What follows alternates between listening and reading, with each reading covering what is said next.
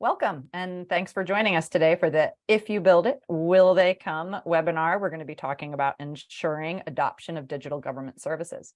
I'm Caroline Boyd, principal here at Meritalk, and I'm going to be moderating the discussion. Before we dive into our program, I'd like to first thank our sponsor, Pay It, for supporting this webinar. We cannot host programs like this without good public-private partnership, so thank you very much for being part of this process today. And of course, I'd like to thank everyone who is listening, our audience, for your time as well. So today, as I mentioned, we're going to be discussing the adoption of digital services for state and local governments, along with the potential pitfalls.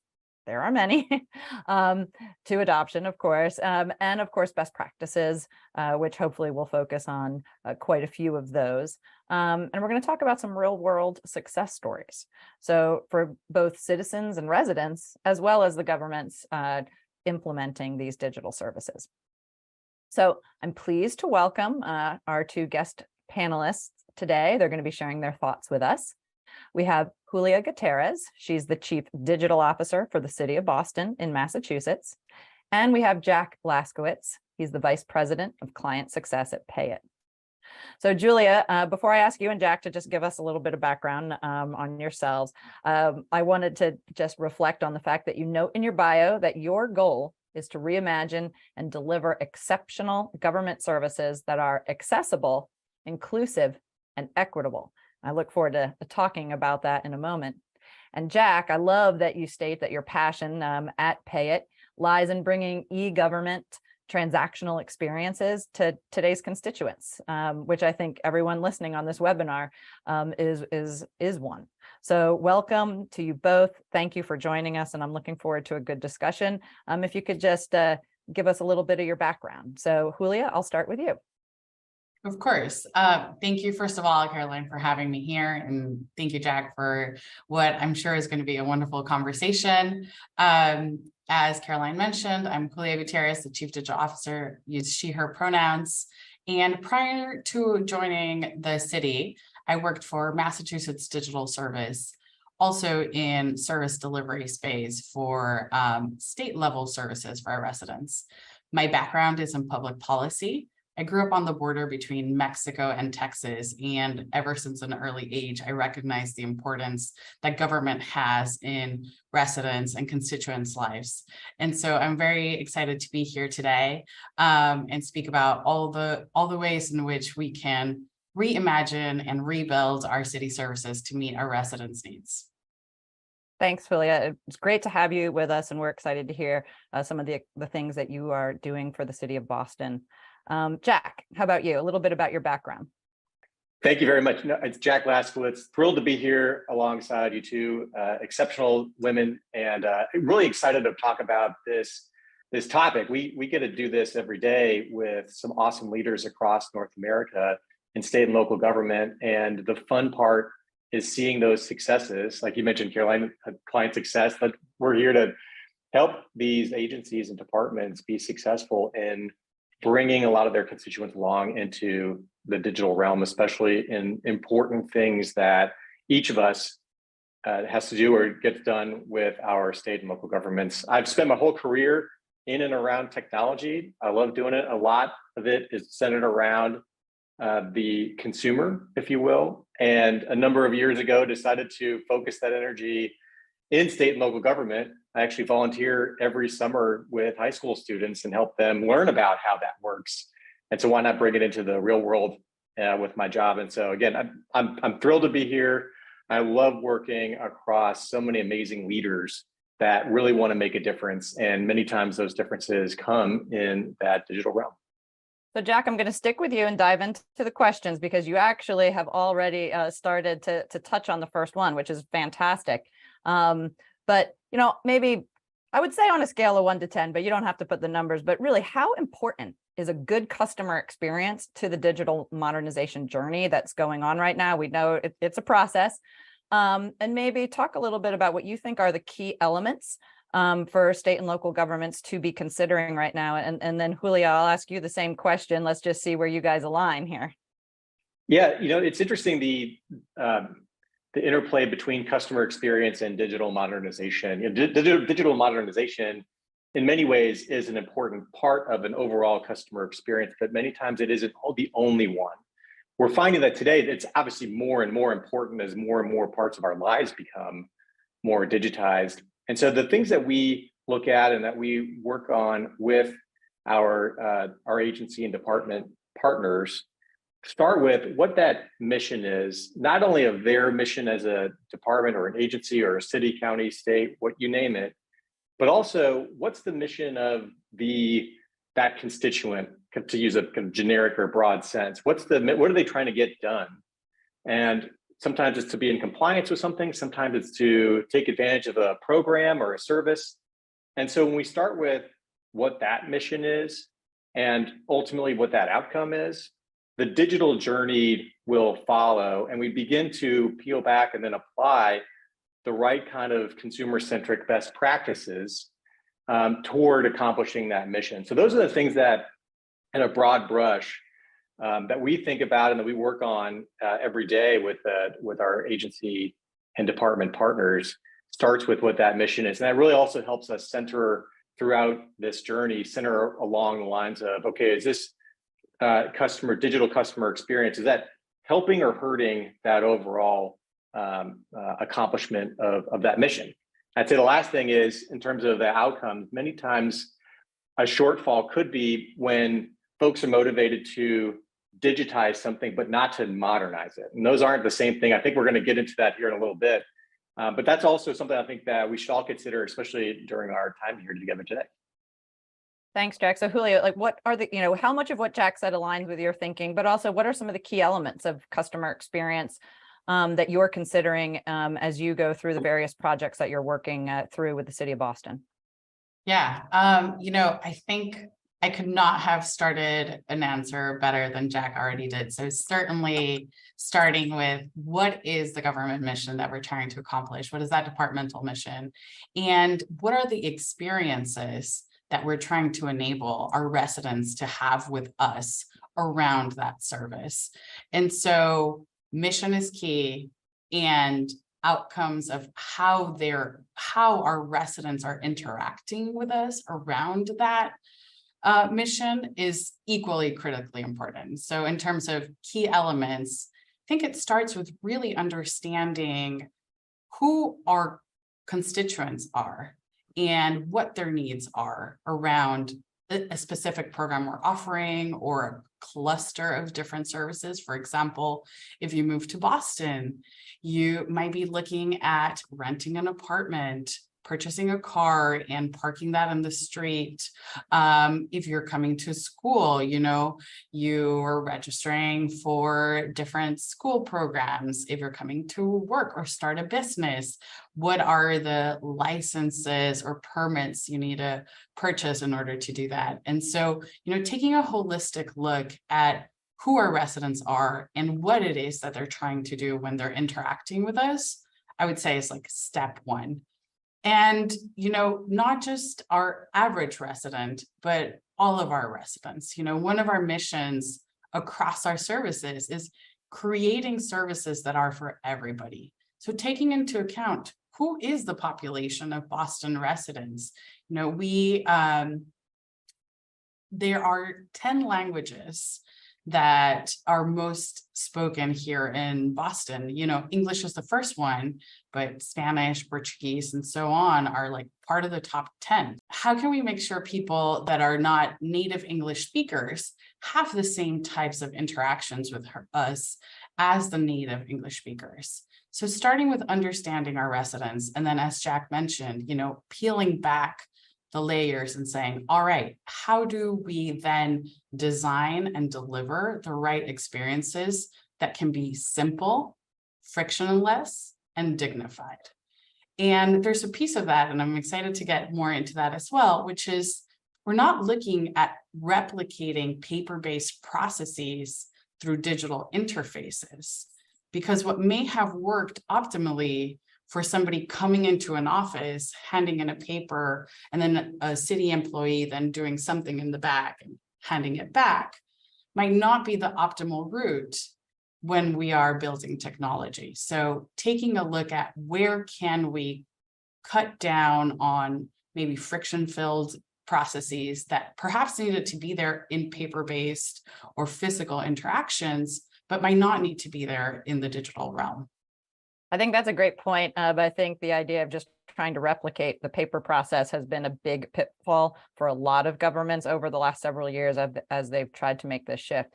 But I'd like to pull a little bit on what you talked about just before that. And I mentioned when I introduced you that you do have a passion for reimagining services in a way that are equitable and inclusive. And you talk about languages, but also what other steps do state and local governments need to be taking to ensure that equity piece, which is so important right now and really top of mind for a lot of people, is part of the adoption of digital government services? I mean, I'm sure you can share some examples in Boston.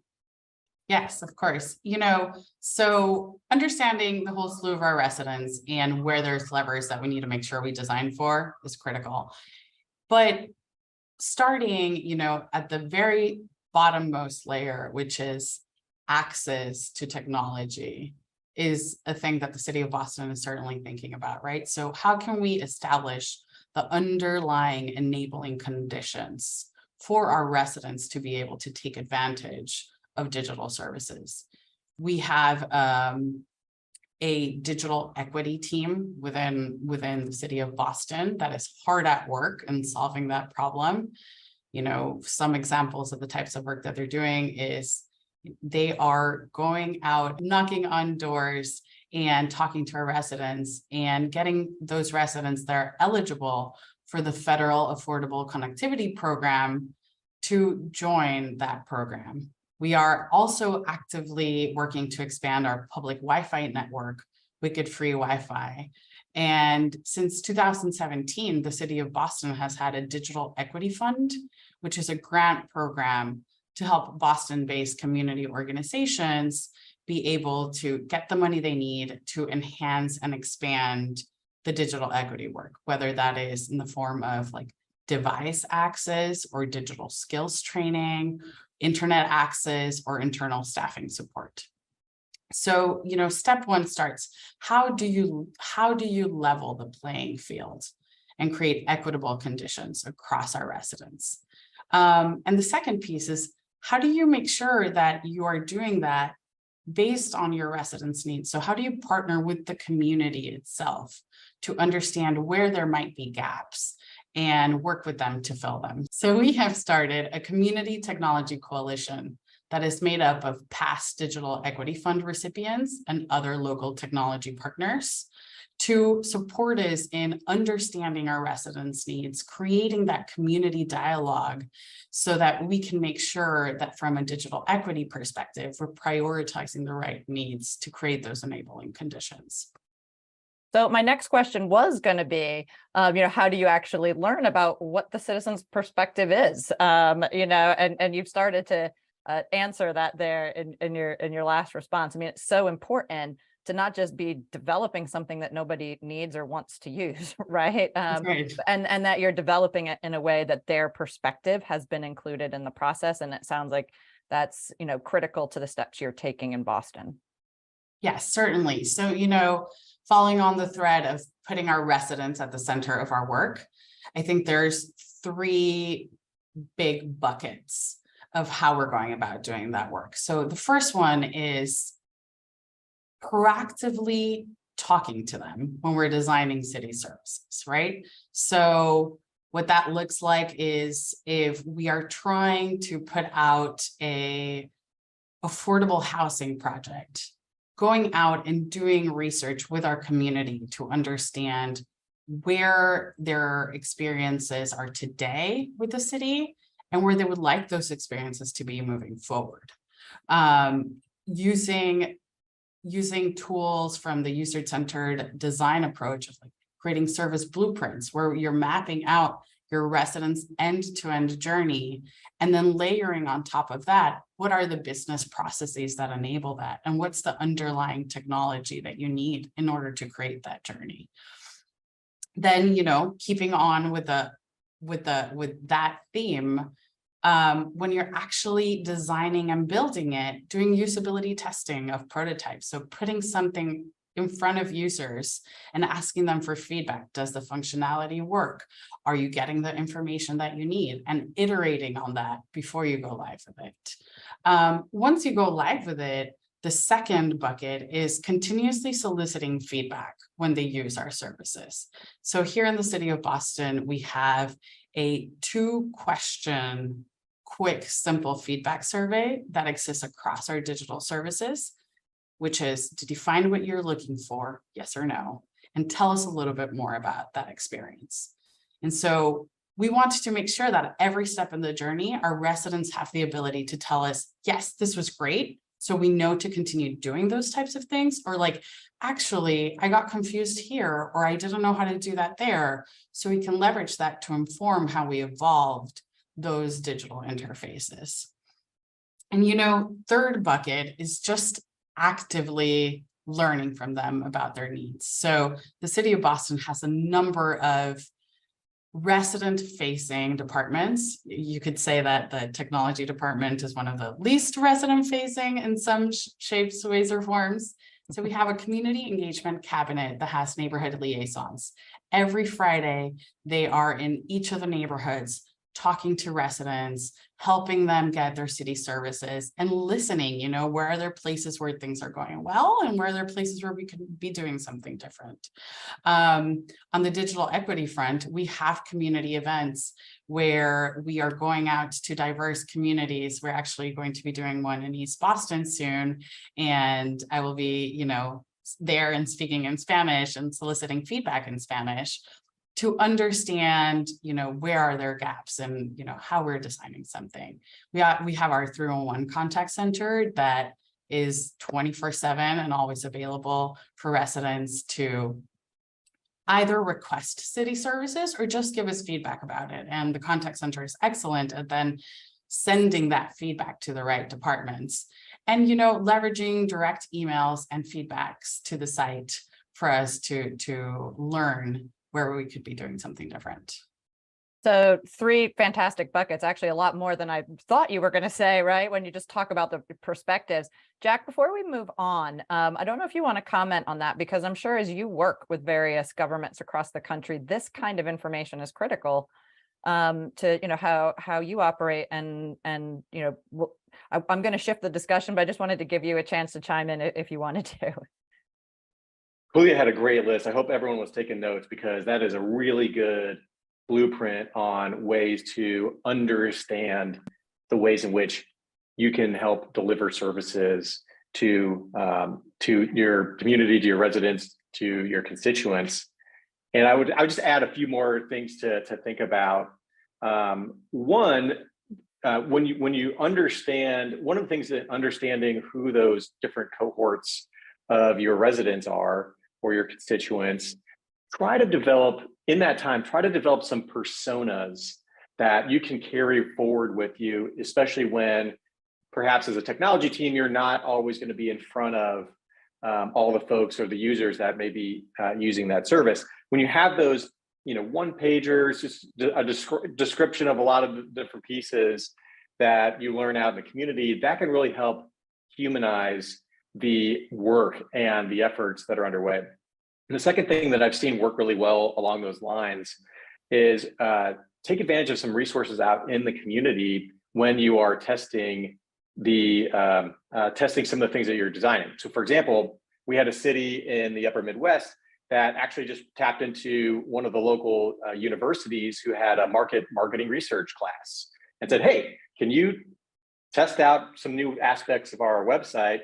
Here's some personas. And so you're going to be on this mission. You're a new resident, so you're going to try to do these things. And they came back with, as the city treasurer told me, he goes, they came back with a plethora of gifts of feedback that they used, but it was a really good way to also get some extra repetition. And I think that finally, something that not enough agencies do, I'd say some of the great ones do, but take advantage of the folks that are calling in, the folks that are coming into the office, because the reason they may be using some of those other channels is because potentially that digital channel didn't work for them. Either they didn't know it was there, or it didn't work in a way that worked for them. And so aggregating just a little bit of that data, as simple as keeping a little tally sheet in the office for a day or a week, can be really insightful in terms of helping to prioritize where you go spend your time or where you go start first.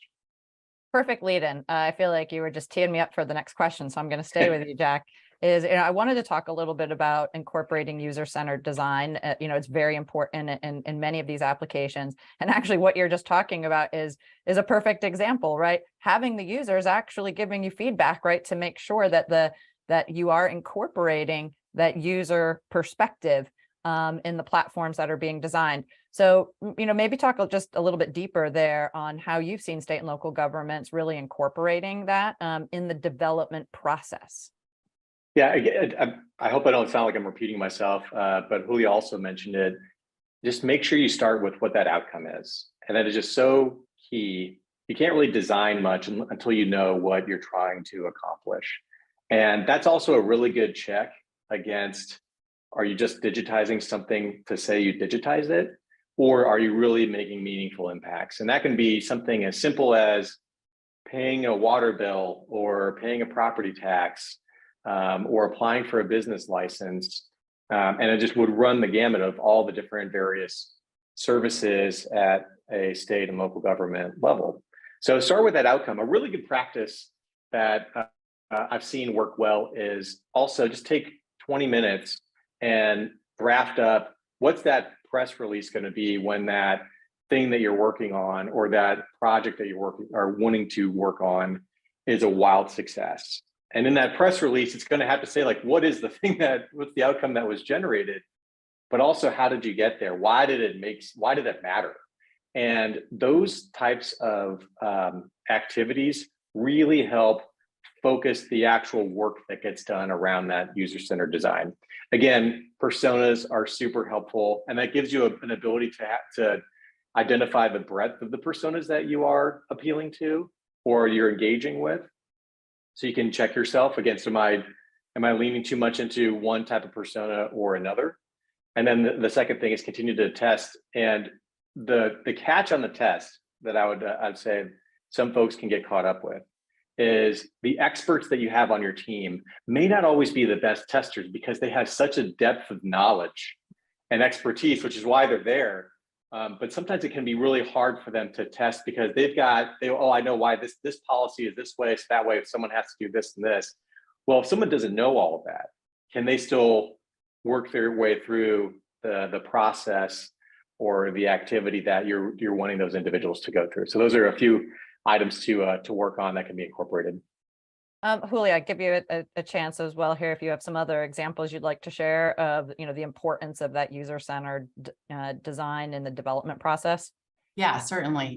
So just piggybacking on stuff that Jack said, in terms of thinking about the end outcomes, one strategy that we like to use here that really helps all of us just like sharpen our thinking into the outcomes that we're trying to deliver is shifting the conversation sometimes from spelling out business requirements into actually spelling out the user stories that are the outcomes you're trying to achieve. To Jack's point, we are like in the weeds on both either the technology side or like on the departmental side, like running the service, that it's easy for us to rattle off, this program needs to have some security check in this way, or it needs to have the ability to have this type of functionality. And while those things are important for us to make sure we capture before we start building, starting off by just saying, what are the outcomes we're trying to achieve? As a resident, I want to be able to pay my water bill so that I can, so on and so forth. And just starting with that helps us then figure out what is the functionality that's actually critical to getting us there, and what's functionality that we should validate with our end users to see if they need it before we build it. So that's at a high level, how we like to start. The second piece that I just want to chime in on here for is that the federal and state governments are doing more and more work around all of this, around setting like standards and guidelines and toolkits for other governments to leverage in their development cycle to bring user-centered design into the mix. And so United States Digital Service has a series of different blog posts and toolkits of how do you bring users at the center when you're building or procuring technology. 18F at the federal level also has that. The city of Boston just launched a user experience toolkit ourselves. You can find it on boston.gov. And that's something that I'm looking for us to enable, not just in our technology projects, but even when we're doing, non-technology projects with partner departments, right? How can our chief people officer, and she's already doing this, I love it. How can our chief people officer take a user-centered approach to redesigning our hiring process? How can we leverage putting users at the center to create those experiences of interacting with us as government? Yeah, it's fascinating how many other applications it has when you put the user in the center. And I love the fact that you're collaborating across levels of government as well. I mean, recreating the wheel in each individual city and town across America is not the way to do it. And so I love to hear that as a government, you're also collaborating as well. So Jack, I want to talk for a minute about a recent study that the Center for Digital Government did. I know Payet worked with them on that study, but it's kind of interesting, and maybe you can, explain the disconnect. But one of the things it found was that 50% of residents that were a part of the survey said that they found it easy to access their government's digital services. But half of the government agency respondents to this survey said that access to digital government services was a lot harder than it should be. Talk about that disconnect. I find it interesting, right?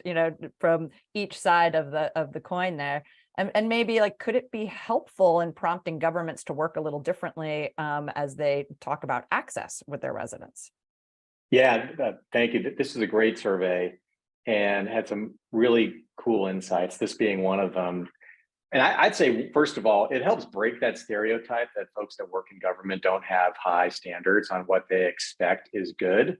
I think if anything, it may indicate that, for many of us that interact with various state, local, and federal government agencies, perhaps we've been trained a little bit on what to expect. And this is a really good, insightful moment that we saw that said, okay, there are a lot of really good leaders in state and local governments that expect a lot. And one of the things so in addition to that data point, there was another part of the survey that talked about, 3/4 of individuals had done something online with a government agency, and most of them were still doing things in a fairly antiquated way. Things like re-entering information more than one time, that you enter it in once, it should, especially in that one session, should remember about you, or retaining information when you come back and attempt to do a similar activity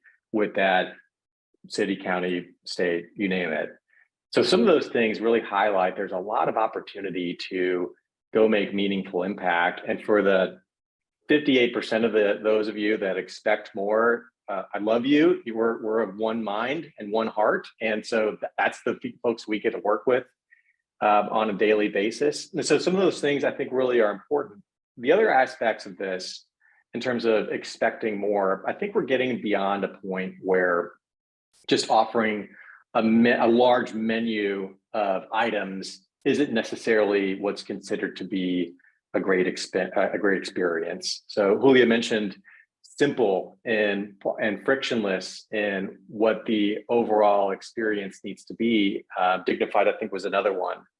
And so that isn't necessarily trying to pour through 15 ways I can accomplish one task, but rather be having the choice, but also being guided on what likely is the best and most appropriate or easiest for me to do. There was a really good study, I think it's over 20 years ago now, that most of us probably remember this, that a store said, okay, we're gonna feature 24 different flavors of jam And another time they featured 6 different flavors of jam. Well, actually the ones that only featured 6, to highlight the most important one, was 10 times more successful than just the long list. And so those are some of the things that we identified, not the jam part, but the the overall importance of making sure that it has a smart, simple, easy to understand, easy to navigate list of the important items, and getting beyond just the overall checkbox list of here's all the different ways you can do that. And finally, the reason why we think that's important is when you have a really long list or just a bunch of checkbox type items in the digital realm for your residents or your constituents, that tends to be a little bit more of a clunky experience, and that can actually have ongoing costs in terms of extra visits to an office that are unnecessary, extra calls, extra mailings. And one of the reasons we put just to do a quick plug, we put a cost savings calculator or savings calculator on our website in order for folks to see the benefit of a really good user experience, a really good digital experience, because it actually has ongoing impacts and savings in fewer intense resource needs in terms of trying to make sure that you're staffing enough phone lines and enough offices. Because what I hear a lot from leaders around the country is it's really hard to staff up in a way, and that they're finding ways that they can modernize their own workforce because they don't have to have the needs of simply doing things like answering the mail. One of the themes I'm sort of hearing from both of you is how important collaboration is, and taking in lots of different perspectives and viewpoint to make sure that what you're producing is the outcome that the mission requires, right? So Julia, you mentioned also that prior to your current role, you worked for the Massachusetts Digital Service, so state level, and in your previous response, you also talked about collaborating with some of the federal agencies at 18F and USDS. So maybe talk a little bit more about what you've learned from those experiences of collaborating across levels of government, how you find those effective partners. And to add on to that, how important also is it to be collaborative and learning from private sector partners, right? To make sure that there is a smooth adoption, implementation, and rollout of the services. Yeah, great question. I think to start off my answer, I just want to say, it takes a village, right? We are not, single-handedly solving every single interaction that the city of Boston has with residents. In terms of the government service themselves, it's very rare that there is a government service where either only one team or one department fully runs that. Most of the time, these services are related to one another. And if you're thinking about it from our constituents' perspective, as I mentioned, moving to Boston, there's a cluster of services that are around that. And those are run by different departments. Or, for example, starting a business. Starting a business here in Massachusetts, you need to register your business with the Secretary of the Commonwealth. That is one office at the state level. You need to get your tax ID from the federal government. And then you need to, depending on what your business is, obtain the right licenses and permits. A lot of those are either at the state level or at the city level here in the city of Boston. And one of the things that is a personal motto and a motto across our team is our residents shouldn't have to understand the bureaucracy in order to get what they need done, right? And so how can we as government, and we, I mean not just City of Boston, but the different levels of governments, better collaborate to create those simple and frictionless experiences for our residents? And what I learned during my 5 years at the state and my 1.5 years here at the city is really all it takes is picking up the phone and connecting with that department in either within your same government or another government. I think what Jack mentioned is true in the previous answer. We are here because we really care about the mission of delivering services for our residents and our constituents. And so it's easy to find a like-minded, mission-driven person in another department who's interested in either knowledge sharing or co-creating or figuring out how to smooth some of those experiences with you for our residents. And so, just call and ask. And I think the second piece, which is in terms of building the technology to deliver these services and leveraging some of the best practices of the private sector, again, we're in an ecosystem. Our business is government. We're not looking to become the next, private sector wonderful technology company, right? We're here to deliver these services. So where are there places where we can efficiently use our taxpayers' monies to build digital services ourselves? Where are there places where we can leverage our private sector vendor partners that have SaaS solutions that actually meet our needs at a more cost-effective price points? So, again, it's like it takes a village. How do you create that ecosystem between government and the private sector to ensure that you're building the right combination of tools to meet the outcomes that you're looking for in a cost-effective and responsible way for our taxpayers' monies?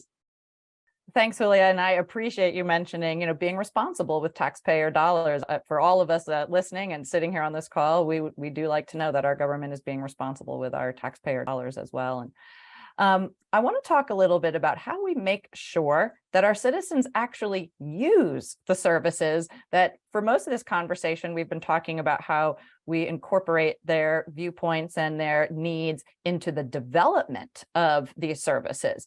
But what about actually getting them to use it? Maybe, Jack, could you sketch out maybe like at a high level, what's that journey like for citizens? What are the key factors to get them to actually now use the services that are being put in place, particularly new ones? Some of that just comes down to smart marketing.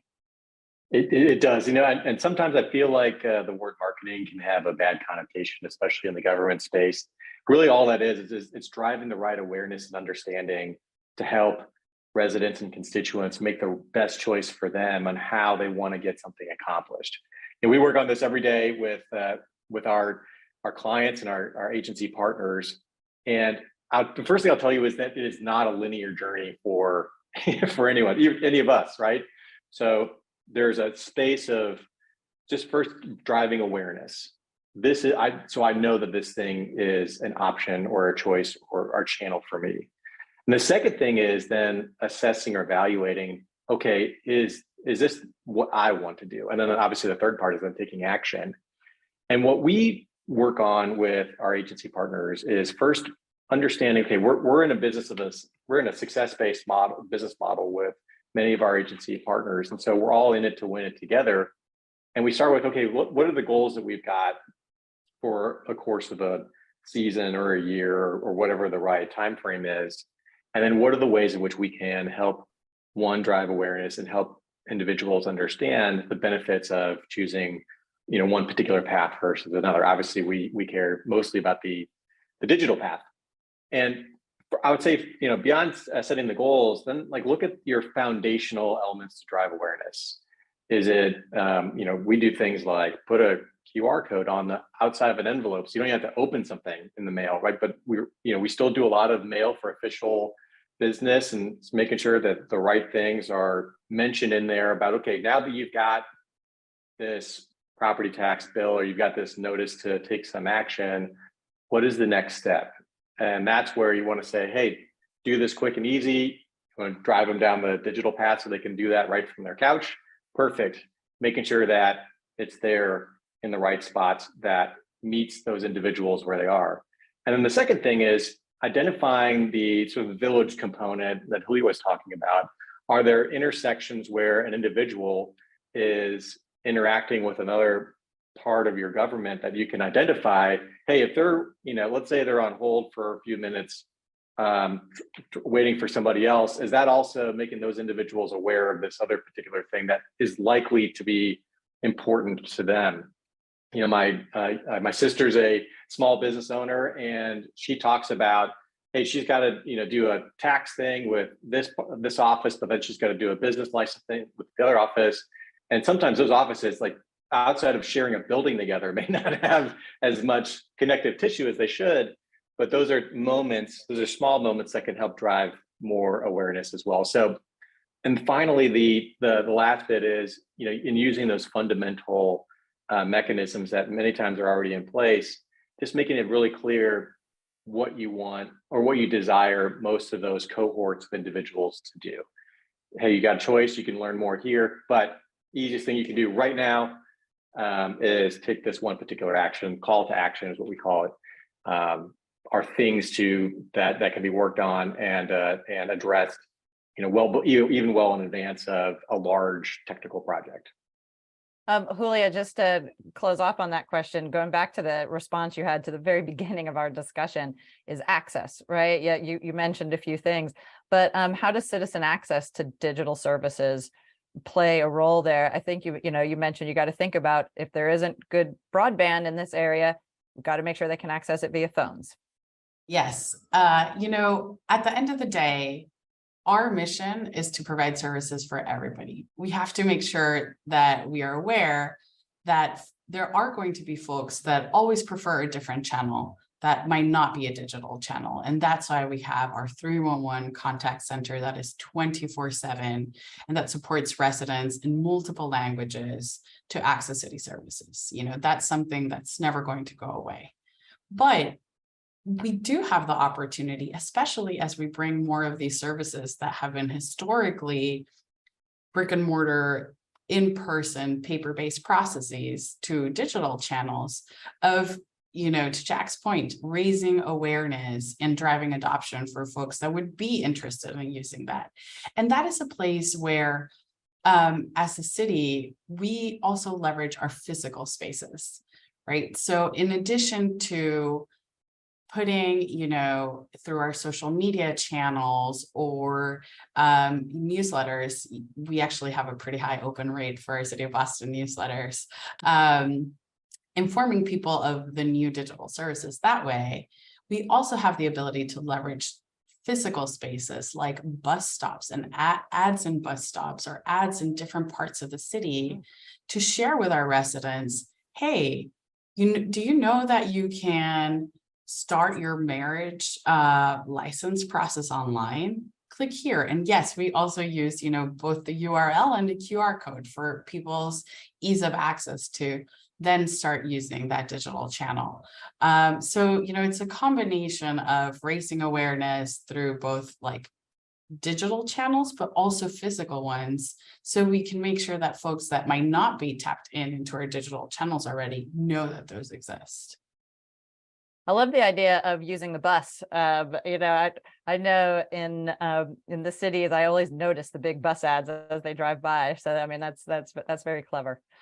All right, as we wrap up, I want to give each of you a moment to add some final words. But one of the things that of course I think folks listening know, and certainly that I've heard in this discussion, is that simplicity really is the key as well to making sure that the services that are well thought out in the development and design are actually used. It's got to be simple. So maybe in closing, and Julia, I'll stick with you for the first answer, is what should government officials such as yourself really be doing to make sure digital adoption is simple and elegant, and to quote you from your first answer, also that it is dignified, right? Experience for residents. Yes, I feel like we started off the conversation with this, so I'll just reiterate it again. It really starts with understanding our mission as city government. What are the outcomes that we're trying to enable with our residents, and putting the residents at the center of our work. If we learn from them, build with them, and collect feedback from them and use that to prioritize, that is sort of the secret sauce, but not really secret, of continuing to make improvements to make things more simple, more accessible, more dignified. Jack, so what's the not so secret sauce in your opinion to create that experience for citizens and residents? Yeah, and this has been awesome to engage with y'all. The first piece that's not so secret is, I'm going to use cliche, but don't boil the ocean. I mean, we may be walking out of this time together going, oh my gosh, I just want to solve everything in my city or my county or my state. The first thing is start with, start with where you can make an impact, and then get that service or those services out. And then in this whole user-centered design mentality, you're never really done, because you're learning, you're iterating on what you believe to have been true, and then you see it out in the, actually in the real world, and then you understand where can you optimize. I know that there was a state CIO survey on terms of priorities, and digital government, I think, was number 2, just behind cybersecurity, which of course, but that isn't a one-time endeavor. And so finally, the other thing is, in terms of simplicity, it's really important to identify the moments where you can have that connectivity for that constituent that may span across different departments. But in terms of delivering something in the digital realm, connectivity is a lot more achievable through things like APIs, or even just exchanging some files. But that allows that experience. I love the cluster of services that allows that to become a reality, where that individual may not need to be an expert in all of the different bureaucratic ins and outs of that particular jurisdiction to get done what they need to get done. So in the certain terms of simplicity, identify where you want to start and get something out. Don't wait to solve one giant thing for everything, because frankly, you won't ever really meaningfully get the type of progress that you want. Well, thank you, Jack, and thank you, Julia, for a great discussion. I'm very impressed, Julia, with what the city of Boston is doing. And while I don't plan to change my residency anytime soon, should I know I will take full advantage of all the services that you and your teams are putting in place. And Jack, I think it's so important. One of the things I've learned, having worked on both the government and private sector side, is that it does take collaboration and partnership, and having a partner that really is there to help you produce the outcomes, as we've talked about, that clients need. So I appreciate the thoughtful responses and the participation today. And on behalf of Meritalk, thank you both, and hope everyone listening has enjoyed today's discussion. Thank you, Caroline. Thank you so much, Caroline.